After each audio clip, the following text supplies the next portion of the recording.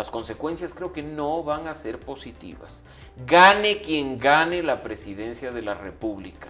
Nunca hemos tenido, además, en primera vuelta, concentración de 9 de cada 10 votos en 2 candidatos. Por eso es que ahora todos le guiñan el ojo al movimiento indígena, a Pachacutic. Otros meten la pata haciendo comentarios fuera de lugar.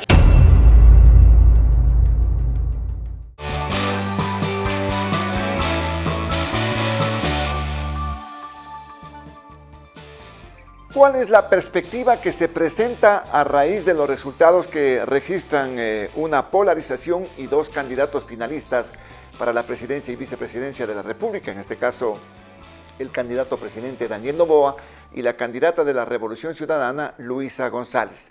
¿Qué es lo que se presenta en torno al espectro electoral, tomando en cuenta que hay una tercera tendencia que tiene que ver con el voto indígena, con Pachacutic, y que en este momento puede ser muy apetecida? Pero ¿cómo se van a configurar? Porque hay apoyos y desapoyos, hay cosas y otras que se están diciendo también en el ámbito de la campaña y en el ámbito de las redes sociales. El tema que lo vamos a analizar con el doctor Mauricio Alarcón, presidente de la Fundación Ciudadanía y Desarrollo, importante analista político electoral. No olviden que estamos en las plataformas de Global Opinion. En nuestro canal de YouTube, usted se suscribe, los likes y los comentarios también son muy, pero muy importantes. En las redes sociales de Global Opinion, en Facebook, en X, antes Twitter, en Instagram y también en TikTok, usted va a encontrar una propuesta informativa, la coyuntura noticiosa del ámbito nacional e internacional allí, de manera inmediata. Así es que síganos también en las redes sociales de Global Opinion. El programa llega gracias al apoyo de Thunder Mammoth. Más fuerte, más versátil, más eficiente. Gracias, Mauricio, por estar en la programación. Bueno, ya salimos de la elección, un tema que de pronto no se esperaba, no se ganó en primera vuelta. Esto traduce a una segunda vuelta, un balotaje, con una cantidad de candidatos que quedaron prácticamente con votaciones marginales, partidos políticos muy tradicionales que están en este momento en la cuerda floja, y una facción política como la de Pachacutic que emerge en el tercer lugar y que ahora de pronto puede ser el blanco de las miradas para ver si captan o no captan estos votos. ¿Cómo ves tú la situación que se viene generando ya post elección del 9 de febrero? Osvaldo, muchas gracias por la invitación, un gusto estar acá contigo nuevamente y un saludo a nuestra audiencia. Creo que hay varios aspectos que destacar de este proceso electoral. El primero de ellos, un trabajo muy positivo por parte del Consejo Nacional Electoral. Tú has podido ver en tiempo real a través de una página web, de una aplicación de celular, conforme van ingresando los datos. Puedes ver el acta de tu centro de votación sin que se caiga y protegido con tecnología para evitar cualquier tipo de alteración. Un proceso electoral que además se desarrolló en paz, sin incidentes violentos, sin cuestiones que uno pueda decir cuidado en una segunda vuelta, tomemos precauciones o hagamos una u otra cosa. Así es que creo que ese es el primer punto interesante. Segundo, es un proceso histórico. Si vemos el último periodo democrático, 46 años y medio de democracia, nunca hemos tenido una segunda vuelta con un empate como este. Nunca hemos tenido, además, en primera vuelta, concentración de 9 de cada 10 votos en 2 candidatos, mucho menos una asamblea polarizada, prácticamente bipartidista, que es algo que mucha gente venía señalando de forma previa, pero que finalmente se hace realidad. Y por último, lo que tú destacas, el hecho de que este segundo punto tiene relación con haber tenido 16 candidatos a la presidencia de la República. Pero no se dispersó el voto, pues. Eso es, ¿cómo se llegó a este tema de la polarización solamente? Fue una elección polarizada desde el inicio, Osvaldo. Mira que se sabía que el presidente iba a ser candidato, se sabía que la Revolución Ciudadana haría lo propio.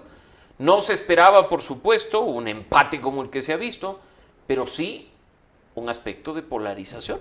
El discurso desde hace meses venía siendo polarizante. Por supuesto, tú tuviste un paquete de noveleros que a costa de los recursos públicos que les llegan a través del Fondo de Promoción Electoral decidieron salir como candidatos.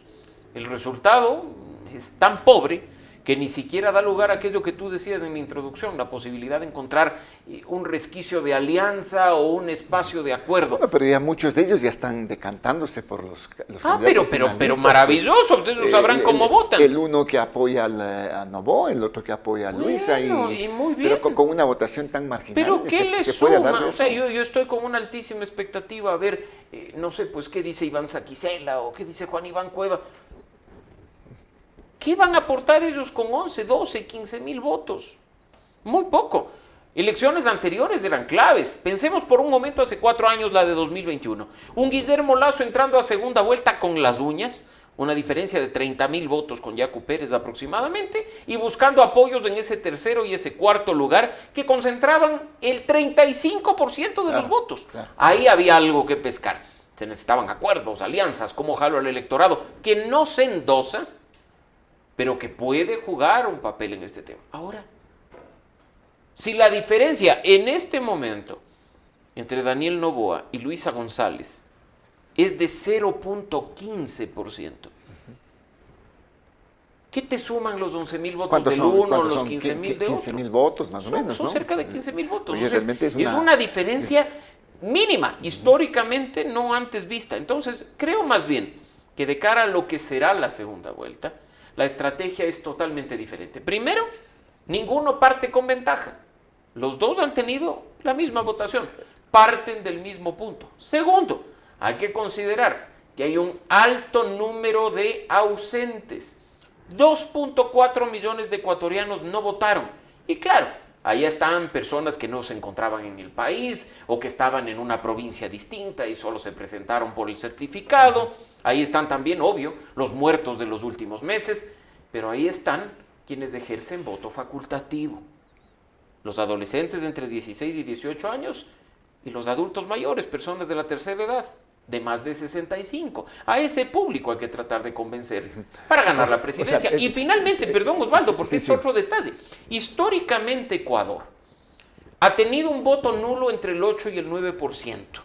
Así es. Para esta elección es del 6.7%. Lo que quiere decir que esa polarización logró convencer a personas que habitualmente anulaban el voto a decantarse por uno u otro candidato. Y de ahí también se podría pescar votación para ganar la presidencia de ese 6%. Pero yo te decía, todas las miradas le regresan a ver ahora al movimiento indígena, pues. A Pachacuti. Porque no es un porcentaje despreciable, el 5.6% más o menos, ¿no? Y eso, como tú dices, no es despreciable. Si es que fuera automáticamente endosable la votación, que no lo es. Sumemos, pues, 44 más 5.6. Te pone un pie en la presidencia. Por eso es que ahora todos le guiñan el ojo al movimiento indígena, a Pachacuti. Otros meten la pata haciendo comentarios fuera de lugar y de un lado y del otro. Porque así como algunos se quejan de los comentarios en redes sociales de Rafael Correa, otros lo hacen respecto del asambleísta electo Andrés Castillo. Entonces acá creo que hay que pensar bien en las estrategias para captar ese voto, que no se puede endosar en su totalidad, pero que si pensamos un poco en qué ha ocurrido históricamente con la votación del movimiento indígena, me atrevería a decir que un promedio, no sé, pues del 75, del 80%, se decantará más por la opción de la Revolución Ciudadana, por un aspecto de simpatía ideológica, que por Daniel Noboa. Eso es muy decidor, Mauricio. Indiscutiblemente. Pero mira que el presidente ha dicho que él tiene una buena llegada, buenas relaciones, inclusive en las provincias centrales, que son Cotopaxi y Tungurahua. Y que son las provincias en las cuales Leonidas Issa obtiene una votación considerable, Osvaldo. No es despreciable el tema. Claro, él tiene llegada a esa población votó por Noboa en el 23, votó por Lasso en el 21, pero las circunstancias han cambiado muchísimo desde aquel entonces y yo creo que hay que en este momento ser muy cautos. Y de nuevo, no confiarse tampoco en que por ganar el voto indígena ya se tiene un pie en la presidencia. Hay muchas otras cosas que movilizar y más bien una evaluación de las estrategias de primera vuelta para las dos campañas, para la corrección de errores y para espacios de diálogo, ya no con los actores políticos que no te suman nada, sino con la ciudadanía, la sociedad civil, va a ser clave para quien quiera ganar la elección. Pero tal cual arranca, digamos, no sé si arrancó o no ya la campaña para la segunda vuelta. Informalmente ya está. Pero tal cual, por ejemplo, el presidente de la República tuvo una primera entrevista, denuncia irregularidades en el tema en el tema de la votación, que han sido amedrentados, han sido amenazados mucha gente por los delincuentes. Pero al mismo tiempo hay otros personajes que sitúan de que la votación de la costa, Guayas, Manabí, Esmeraldas, se debería porque tiene relación directamente con el narcotráfico, con la delincuencia de estas provincias, de estos ciudadanos. ¿Tú te acuerdas cómo Guillermo Lasso polarizó en su consulta? El que vota en mi contra y vota no a mis preguntas es narco. Ah, sí, pues sí. Y perdió la consulta. Porque aquí la ciudadanía no come cuentos. Y tú te has referido a 2 puntos clave. El primero, un presidente que muy suelto de huesos habla hasta de un posible fraude, diciendo que los números no coinciden, pero además no sus números, no los de su control, sino los de la OEA, para que a los 5 minutos la OEA emita un comunicado y le diga, no, nuestros números coinciden con los resultados del CNE y el proceso ha sido transparente. Que después diga, se intimidó en algunas ciudades, en algunas poblaciones a gente para que vote por la otra candidata. Que además mande un emisario a la rueda de prensa de la Unión Europea, de alguno de sus medios, y pregunte esto a la misión de observación electoral, que le responde y dicen, no, nosotros no tenemos registro y nos movilizamos en todo el país y todo se ha desarrollado con, perdón, no se trata acá de simplemente mentir, acepte el resultado, tenga un poco de autocrítica. Y el segundo punto, mira, facilito. Y no lo he oído solo de Novoa, sino también de los corifeos pautados en los medios de comunicación, que son agencias de la Secretaría de Comunicación. Decir que las provincias de la costa tienen narcos y que los narcos le han dado el triunfo a Luisa, o el crimen organizado le ha dado el triunfo a Luisa en esta primera vuelta. Un poquito de inteligencia para sacar el mapa de muertes violentas y darse cuenta que las provincias donde gana la Revolución Ciudadana son las que registran el mayor número de muertes violentas en los 2 últimos años. ¿No será acaso que votaron por Luisa por el fracasado Plan Félix? A esa gente le siguen matando, le siguen secuestrando, le siguen extorsionando. Entonces no van a querer más de lo mismo por 4 años. Acaban de matar a un teniente político. Pues, ¿en qué provincia? En Manabí. En Manabí, ¿no? En Olmedo. ¿Quién ganó en Manabí? La revolución, pues. ¿El Plan Fénix está funcionando, Osvaldo? Parece que no. Si hasta te matan a tu teniente político. Oye, y en este sentido, estos hechos, estas afirmaciones o pronunciamientos, ¿cuánto pueden afectar a una campaña? ¿Tú crees que pueden afectar a una campaña en este caso? Mucho. Cualquier pronunciamiento con la rapidez con la que se mueve la información ahora a propósito de las redes sociales, a favor o en contra, puede influir en la decisión de la ciudadanía. Y este clima de polarización que debería idealmente superarse para tener una segunda vuelta en paz, está sufriendo nuevamente ataques. No se puede estigmatizar a una persona por el hecho de votar por uno u otro candidato. Y para que no crean que aquí hay hacha solo para un lado, también hay para el otro. Los que votan por Novoa no son florindos, ni tenemos que calificarlos de una forma en específico. El que vota, que vote con conciencia. Que vote con conciencia, exactamente. Que sepa por quién vota y por qué vota. Y si quiere votar por el uno o por el otro es su problema. Pero aquí que desde el poder, con un altavoz, se intenta estigmatizar y dañar a quienes votan por uno u otro, realmente impresentable. Lo criticamos en la época de Rafael Correa. Y lo vamos a criticar ahora también. La situación que se está visorando ya se puede evidenciar en redes sociales. Por ejemplo, apelar al recordatorio, lo que hizo Correa en torno al movimiento indígena, las afirmaciones que hizo, les quiso quitar la casa de la CONAIE.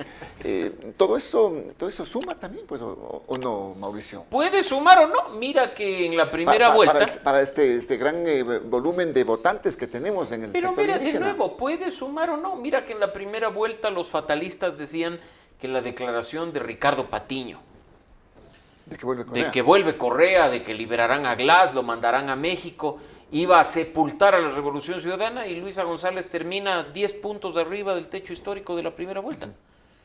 O sea, el electorado no es un electorado simplón, que por una declaración toma una decisión. ¿Influyen las declaraciones? Por supuesto que sí, pero de nuevo creo que estamos viendo el resultado de una ciudadanía que piensa bien, de una ciudadanía que además evalúa el presente, evalúa el pasado y tiene capacidad de sacar sus propias conclusiones. ¿Tú le ves que hay un voto más analítico acá en el país?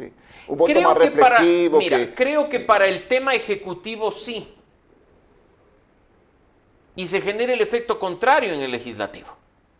Porque como lo que se busca es darle gobernabilidad a uno u otro candidato, terminan votando todo de una u otra manera. Y ahí nos vamos al segundo punto que mencionábamos al inicio, la Asamblea Nacional. Qué genial que tengamos en la segunda vuelta un empate, dos candidatos fuertes, empatados, que partan del mismo lugar.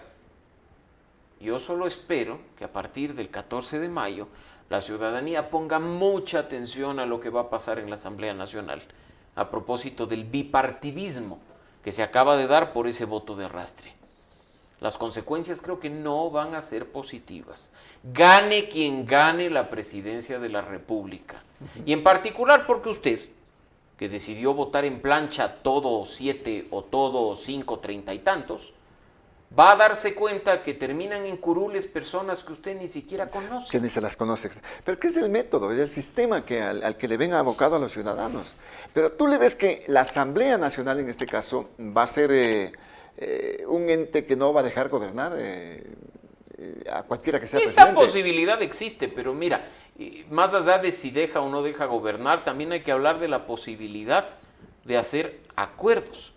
Tú tienes en este momento dos monolitos principales. Pero ya viste los acuerdos a los que se llegó en primera instancia en Pero este mira, mismo gobierno. sí, 5 leyes sí. importantes, entre ellas esta ley no más apagones. Sí. Y tuvimos apagones. Y tuvimos apagones. y luego tuvieron que volver a reformar. Pero hasta ahí llegan los acuerdos, pues. No, pero depende. Yo aquí voy con este punto, Osvaldo. Tú tienes este rato dos monolitos principales en la Asamblea Nacional. 67, Revolución Ciudadana, 66, ADN. 9 de Pachacutic, 4 del Partido Social Cristiano, 1 de Construye y 4 sueltos de movimientos y de alianzas.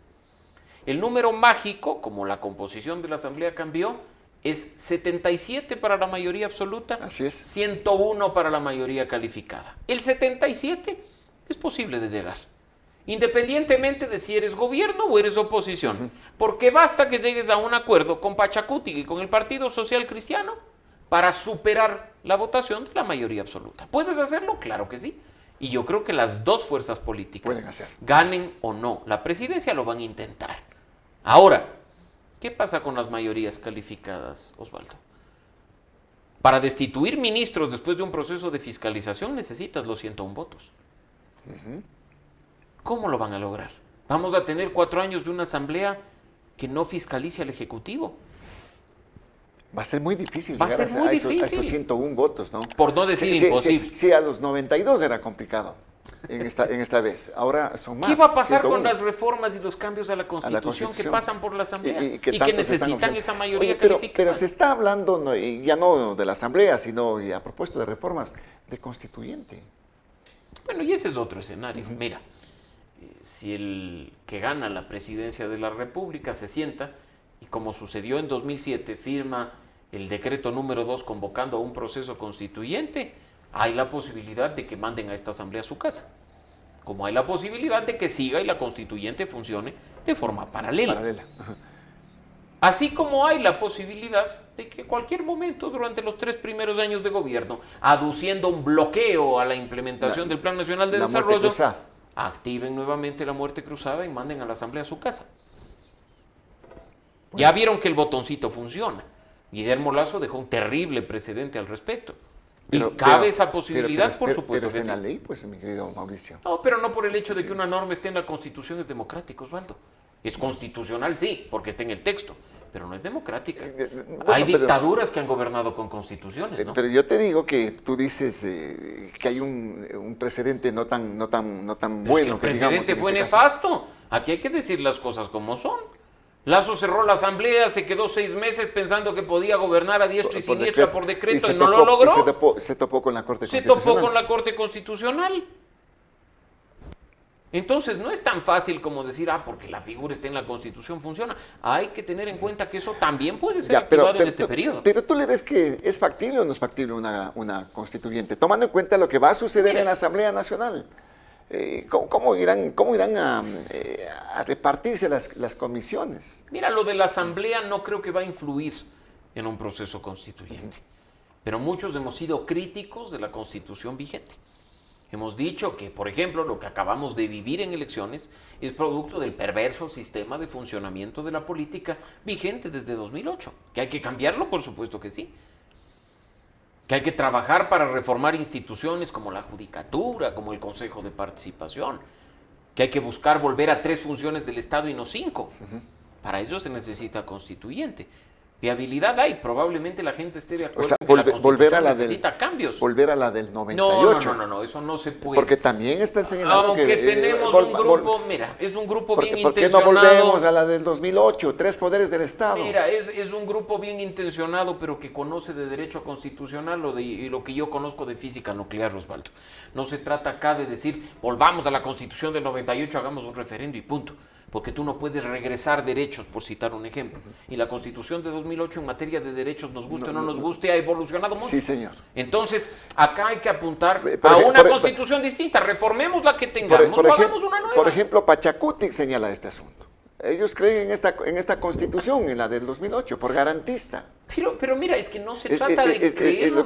Es lo que nos han dicho en este caso. Yo te digo, no se trata de creer, entonces, se trata de que es la que está vigente. Entonces no estarían de acuerdo, no, en la de 2008, por eso. Claro, la que está vigente. Por eso te digo, se trata de que está vigente. En algunas cosas nos gusta, en otras no nos gusta, pero hasta la forma en la que ese texto tiene que cambiar está en la Constitución. La constituyente está en el artículo 444.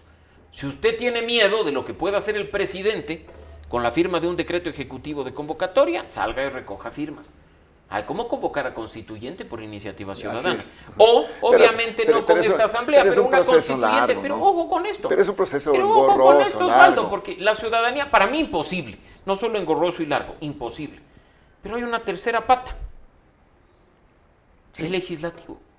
Que te puede convocar. La mayoría calificada de la Asamblea Nacional actual puede convocar a un proceso constituyente. La actual. La actual. Porque en la próxima es imposible. Te repito, ese número mágico del 101 no. Pero esta, que aún tiene 3 meses de vida, se ha logrado 92 votos en múltiples ocasiones o más. Tendría capacidad de activar el artículo 444 para bloquear la intención de un futuro ejecutivo respecto al proceso. Podría. Todo se dice de esta asamblea, hasta juicio político dicen que podría iniciar en contra del presidente de la República por esos temas que se han dado. Oye, ¿qué va a pasar en esta segunda vuelta con estas observaciones que hace la OEA? Yo, sinceramente, digo, lo de la OEA a veces se cumple, son recomendaciones, se cumple, no se cumple, quedan en el papel. Por ejemplo, lo que dicen ellos, esta preocupación de que el presidente no pida licencia para ser candidato. Es que mira, las misiones de observación electoral no están para emitir sentencias. No están para interpretar las leyes. Recomiendan Están nomás para observar y hacer recomendaciones. Pero esas recomendaciones mandan importantes mensajes al mundo. Si tú tienes a alguien que viola la norma electoral en condición de candidato a presidente, mundo, échale ojo. Eso es lo que hacen las misiones de observación electoral. Y lo que dicen es, mira, hay una norma que en este caso no se ha tenido en cuenta, no se ha respetado, no se ha aplicado. ¿Qué quiere decir? ¿Que hemos tenido un proceso totalmente justo? Saquen sus propias conclusiones. Yo creo que el trabajo que ha hecho la OEA, la Unión Europea, Uniore y tantas otras misiones que han venido a trabajar el tema de observación electoral son muy positivas para, primero, evidenciar las cuestiones que han sucedido durante la primera vuelta y, segundo, para recomendar temas que deben implementarse. Lo que hoy estamos viviendo, de un sistema que funciona, de mejoras en el tema de registro en el financiamiento de la política, también se debe a ese tipo de observaciones hechas por las misiones años atrás. Que es importante, ¿no? Pero cuando se las toma en cuenta, pues, Mauricio. Porque muchas de estas quedan ahí escritas y no pasa absolutamente nada. Por eso te digo, ¿cuál es la visión? ¿Qué pasará? ¿Qué dirá el presidente respecto a ese tema? ¿Qué dirá la gente que está alrededor de él? No ha reaccionado el presidente al desmentido de la OEA. No ha reaccionado el presidente a las declaraciones de la Unión Europea. No sabemos si lo hará. Es un enigma.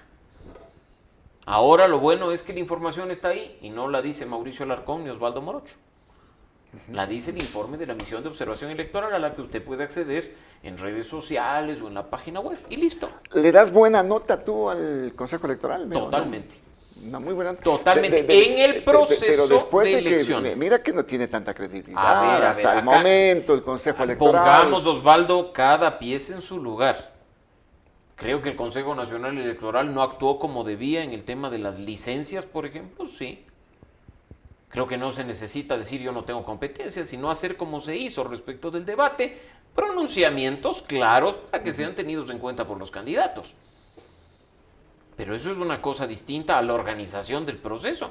Si tú me preguntas a mí, claro, el CNE es deficiente en llamar la atención a los candidatos o en hacer cierto tipo de acciones, pero una organización del proceso del domingo impecable, impecable, y no lo digo yo, lo dicen hasta las misiones de observación electoral. Desvanece totalmente esto de que hay el fraude, de que la cancha inclinada. Pero desde hace mucho tiempo, Osvaldo, o sea, mira que en redes sociales he visto estos días mucha gente que, las pruebas del fraude, y son videos de procesos electorales anteriores. Ni siquiera se dan el tiempo de ver la fecha del video que comparten, pero les gana el hígado de molestar al otro candidato y publican cualquier barbaridad. Y ahí están las evidencias. ¿Dónde están las evidencias del supuesto fraude en esta elección del domingo pasado?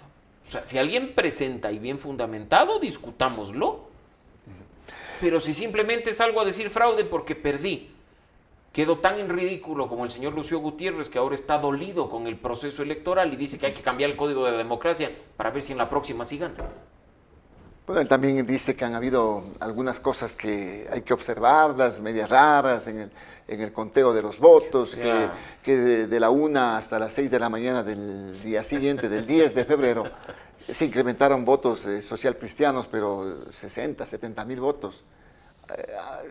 ¿Hay asidero en esto para que pueda él pedir también de que se recuenten? Mira, no sé, yo también puedo salir ¿cómo a está el decir corte cualquier cosa? del ingreso a las actas? Yo puedo decir cualquier cosa. Cuando no se sabe ni siquiera buscar bien la información en el sistema del CNE, se puede decir cualquier barbaridad. Sí, hasta las 8 de la noche del día domingo, y yo lo dije en medios de comunicación en los que estuve, había la posibilidad de que el señor Gutiérrez gane la última curul nacional. Sí, así era. Pero faltaba por procesar toda la votación de las provincias más grandes. Entró la votación de las provincias grandes y el señor quedó fuera. Y ahí es donde crece la votación de la lista nacional del Partido Social Cristiano, que mira que Alfredo Serrano saca de largo más votos que su candidato a la presidencia. Entonces, no es cuestión de decir porque gané o porque perdí, porque vi o porque no vi. El sistema y los datos no mienten. Uno tiene que tener esto mucho demuestra, cuidado en a esto. propósito del expresidente Lucio Gutiérrez, él decía, bueno, ¿y por qué no es equivalente nuestra votación a lo que sacó Andrea González? Es porque alguien vota por Andrea González y no vota por Osvaldo, la lista tú recibiste 4 papeletas del domingo. ¿Votaste por la misma organización política en las 4 papeletas? No. Yo tampoco. Así de simple. Yo no voté en plancha. O sea, 1, 2, 3. Voté en lista cerrada, porque claro, la plancha ahora no es votar por todos los candidatos, sino votar en todas las papeletas. Eso es como interpretan hoy los expertos políticos. Yo no voté en plancha o en combo.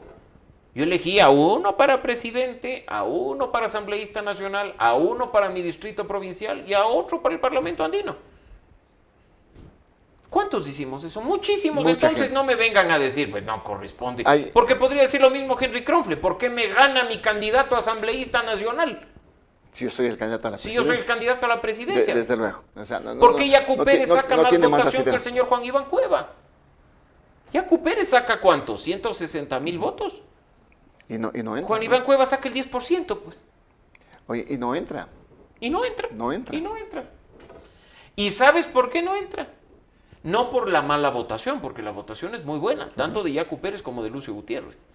Es porque como se concentró el grueso de la votación en 2 organizaciones políticas, el cociente de asignación de escaños es más alto.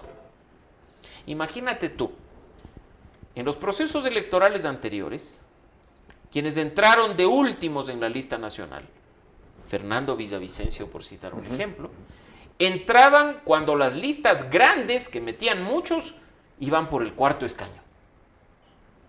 Hoy, Alfredo Serrano entra literalmente último, por debajo del séptimo escaño de la Revolución Ciudadana, que es el penúltimo, y por debajo del séptimo escaño de ADN, que es el que está anterior. Y la diferencia de votos y es grande entre eso. Pero el cociente, cuando concentras la votación solo en dos organizaciones políticas, crece mucho más.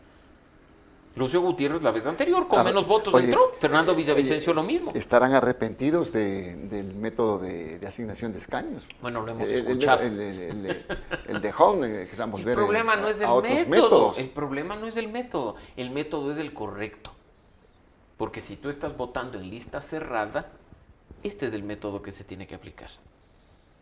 ¿Quieren echarle la culpa a alguien? Échenle la culpa a los que promovían el bipartidismo. Échenle la culpa a los que votaron por dos grandes fuerzas políticas, pero al método de ninguna forma. ¿Qué va a pasar a futuro ahora del bipartidismo? Hay dos fuerzas políticas fuertes, ADN y la Revolución. ¿Y el resto? ¿Qué va a pasar? ¿Qué va a pasar con los socialistas? Mira, ¿Qué va a pasar con la izquierda democrática? En política no hay que dar a nadie por muerto. Mira que personas que estaban en el panteón desde hace 20 años hoy son grandes líderes de opinión pautados por el gobierno y dan lecciones de moral en medios digitales. Así es que aquí no hay que dar a nadie por muerto.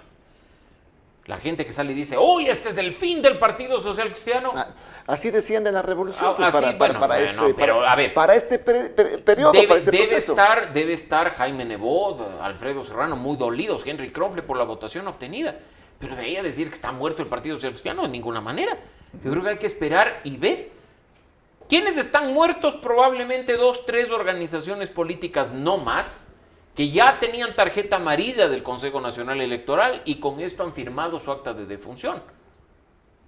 Pero el resto... Habrá que ver si es que puede desaparecer. Pero el resto tiene posibilidades de en la próxima, las seccionales, obtener un buen resultado y seguir vivos. Entonces tendremos igual de esa gran cantidad de candidatos, ¿no?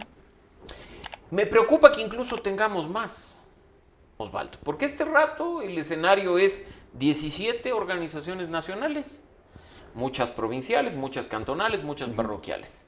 Se habla de entre 230 y 250. Pero de aquí al 2027, así como algunas nacionales desaparecerán, hay otras que están tramitándose al interior del Consejo Nacional Electoral y que podrían ver la luz. Entonces, hasta 2027 podríamos, no sé, 17 menos 2, 15, pero por ahí aparecen 5 nuevas y tenemos 20. Oye, amerita un cambio, definitivamente. El sistema, cómo funciona la política en nuestro país, tiene que ser cambiado de manera urgente y eso no pasa solo por reformas al Código de la Democracia, sino también por cambios en el texto constitucional. Así es. Pero tal cual estamos avisorando, el tema va a ser bien complicado. Muy complicado. Hay un reto grande por delante. En lograr consensos. ¿Le ves la campaña, la segunda vuelta, cómo le miras? ¿Conflictiva? Vamos a tener situaciones como las que hemos vivido en esta primera, en redes sociales, fake news y ese tipo de cosas. Si hay madurez política de los candidatos finalistas, se evaluará la campaña de la primera vuelta, se reforzará lo que salió bien, se corregirá lo que salió mal, se activarán nuevas estrategias, pero como lamentablemente en Ecuador hay muy poca capacidad de autocrítica y hay muchos egos y vanidades desbordados de la mano de vendehumos, que son los consultores políticos en su gran mayoría, creo que se van a cometer muchos errores de lado y lado. A propósito de consultores políticos, las encuestadoras. Una vez más. ¿Qué tal? Una vez más fallaron la gran mayoría de ellas, ¿no? Pero volverán a tener vigencia. Van a estar vivas en tanto y cuanto ustedes les den oxígeno. Yo no quiero responsabilizar a los medios de comunicación únicamente, pero si ya sabemos cómo son, ¿para qué les damos amplificación? Yo defiendo la libertad de expresión, todos tienen derecho a hablar, no estoy diciendo que se les censure. Pero yo me pregunto, haber dado cabida en los medios de comunicación a un exit poll trucho, hecho por alguien sin experiencia, exfuncionario del Consejo Nacional Electoral de Juan Pablo Pozo, solo porque hoy está con el gobierno, un exit poll que ha quedado como el zapato, porque incluso se filtró la ficha técnica y se demostró que las cifras estaban bastante forzadas. ¿Quién tiene la culpa? Tú dices del señor Tello. Claro, ¿quién es Diego Tello? Invítalo acá y dile que te cuente sus experiencias del interior del CNE desde el 2015. 2014, no lo sé. No es lo mismo pues ser funcionario público que ser encuestador. Hacer encuestas es un arte. Pero las encuestas sí quedaron sumamente mal, ¿no? También, porque es muy fácil decir que hay un 60% de indecisos y en función de ello explicar o justificar por qué fracasaste. Porque Porque cambiaste en bueno, pocas horas. algunos creen que fenómenos paranormales ocurrieron entre viernes y sábado y que por eso las encuestas fallaron. Si tú revisas, en cambio, no quiero yo decir que hay buenos ni malos, usted sacará sus propias conclusiones. Se hablaba de la encuesta de Guillermo Lasso, ¿no? Sí. ¿Quién hizo la encuesta de Guillermo Lasso? Juan Mateo Zúñiga, uno de sus asesores, consultor político, que conoce de encuestas y que empezó a medir. El tracking de Juan Mateo Zúñiga nos mostró el resultado del domingo. Por ahí estuvo. ¿Le puede a usted caer pésimo el señor Topic? ¿Qué hizo Telcodata? Telcodata, claro. Esa es la que más se aproxima. Entonces.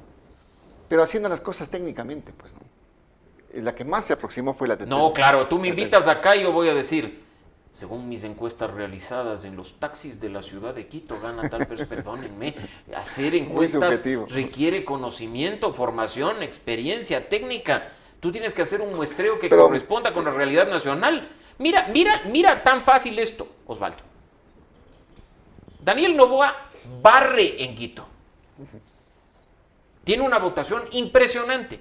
Si tú revisas la circunscripción 1, hay recintos electorales como el mío, en el que yo voté, en el que Daniel Noboa tiene casi el 80% de la votación.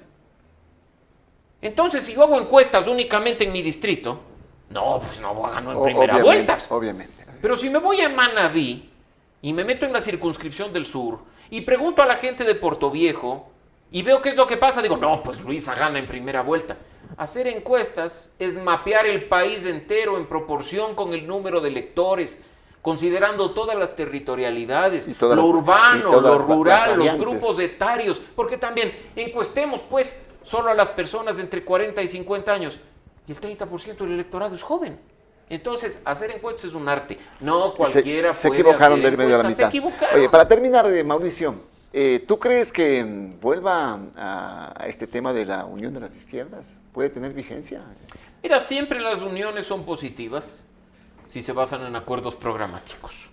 Si esos acuerdos además son negociados de manera transparente y rindiendo cuentas a los mandantes. Si bajo esas reglas se produce un acuerdo de las izquierdas sin que sea la ideología con la que yo simpatizo, en buena hora por el país.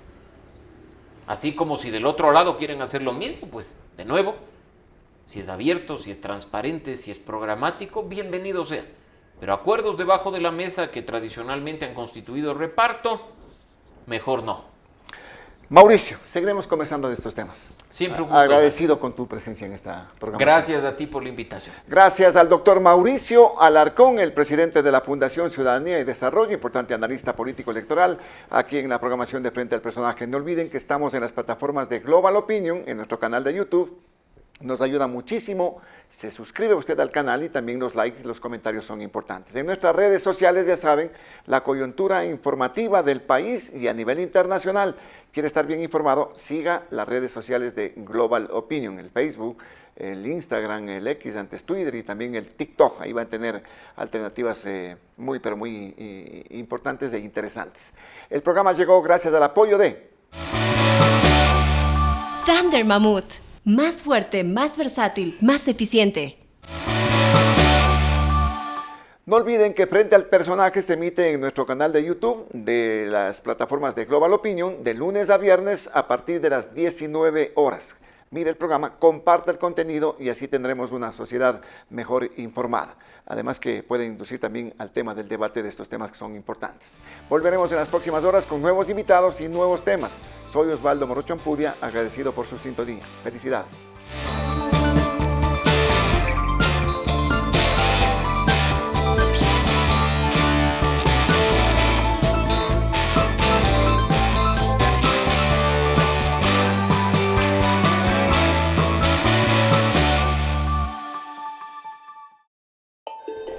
Él es Baltasar Ushka, el último hielero. Esta es la Thunder Mammoth M2, el primer motocarro de carga. ¿En qué se parecen estos dos personajes del Andes ecuatoriano?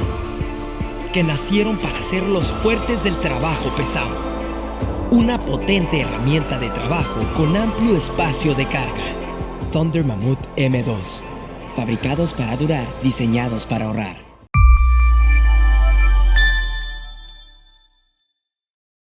Los criterios de nuestros invitados no representan la opinión de este medio de comunicación.